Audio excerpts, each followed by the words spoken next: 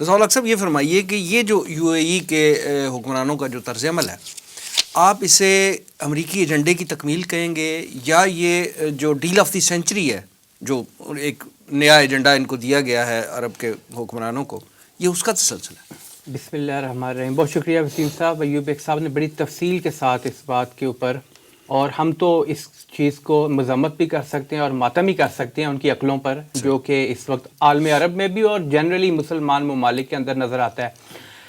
3 قوانین جس طرح آپ نے بھی ذکر کیا، ان کے بارے میں زیادہ ہمیں کنسرن ہے. اور کنسرن کیا مطلب؟ یہ تو بالکل غیر اینٹی اسلام، غیر شرعی قسم کے ہر مسلمان کا کنسرن ہے. لا تقربوا الزنا قرآن پاک خاص کہتا ہے، قریب بھی نہ جاؤ.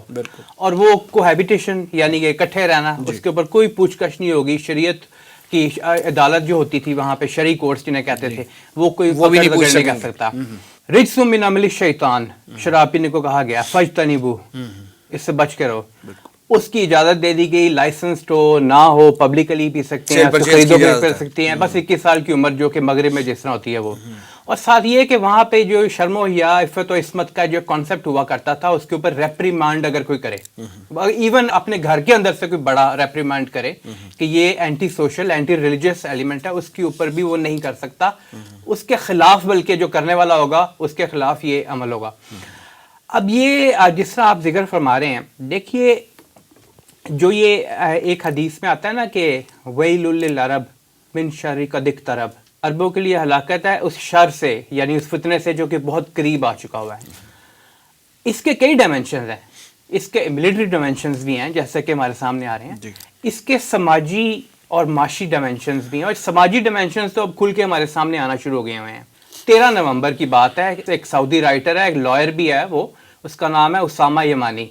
اس نے ایک آرٹیکل لکھا ہے اوقاز اخبار کے اندر، اور اس نے یہ کہا ہے، پروو کرنے کی کوشش کی ہے کہ یہ جو بیت المقدس ہے، جسے مسلمان ہسٹوریکلی کہتے ہیں کہ یہ اس ارض مقدسہ میں، یعنی کہ ڈوم آف دا راک جو جہاں پہ اسرائیل کا قبضہ ہے، اس کے ساتھ جو بیت المقدس جو کہ ہے وہاں پہ نہیں ہے، اصل میں تو وہ مکہ میں کہیں پہ موجود ہے. مطلب اس نے کہا کہ یروشلم کا حصہ نہیں، یروشلم کا حصہ ہے. یہاں سے اندازہ لگایا جا سکتا ہے کہ یہ ایک ڈیل آف دا سینچری کا جس طرح آپ نے ذکر کیا نا، یہ اس کو کس راستے پہ لے کے جانے کی کوشش کر رہے ہیں، یعنی کنفیوژن پھیلا رہے ہیں، اور باقاعدہ پلاننگ کے تحت یہ کام ہو رہا ہے. یہ ایسا نہیں ہے کہ ایک دم صبح اٹھ کے خیال آ گیا، جو یو اے ای کے رولر ہیں بادشاہ، اس کو خیال آ گیا کہ یہ میں نے لاز پاس کرنے ہیں. اس سے پہلے نارملائزیشن آف ٹائز ہو چکا ہوا ہے. اس طرح کی بہت سارے ایکشنز جو عرب سٹیٹس ہیں، اور خاص طور پہ یو اے ای کا پہلا وزیر خارجہ اسرائیل کے وزٹ پہ ہے.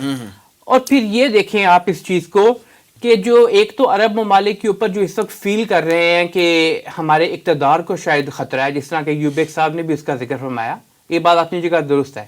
لیکن ساتھ ساتھ یہ بھی ہے کہ یہ جو لائف سٹائل ہے، یہ اس وقت عرب ممالک میں بھی اور باقی ممالک میں بھی، اگر آپ دیکھیں مسلم ممالک میں، ان کا مرغوب لائف سٹائل بن چکا ہوا ہے، پسندیدہ لائف سٹائل بن چکا ہوا ہے.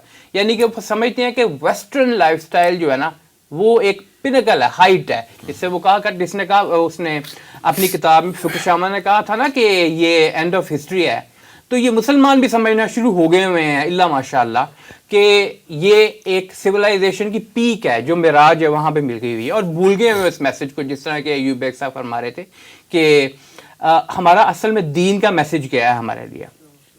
تو بہرحال اس میں تو کوئی شک نہیں ہے. دیکھیں ایک تو اس اوور آل جو سلسلہ چل رہا ہے، خاص طور پہ معاشی حالات کے اندر ہم اس تناظر میں بات کر رہے ہیں، اس کے پیچھے عزائم موجود ہیں، تکمیل کا ایجنڈا موجود ہے. امریکہ بھی یہی چاہتا ہے، یورپ بھی یہی چاہتا ہے، وہ تو چاہتے ہی یہ ہیں کہ یہ ہم جیسے بن جائیں. اور ساتھ یہ کہ ان سب کے پیچھے پھر ایک بڑی طاقت بھی موجود ہوتی ہے، اسرائیل، اور وہ بھی یہی چاہتا ہے کہ یہ اپنے اصل سبق کو بھول جائیں اور ہمارے راستے پہ لگ جائیں اور رام ہوتے جائیں. اور انفارچونیٹلی مسلمان ممالک ایک ایک کر کے رام ہوتے چلے جا رہے ہیں.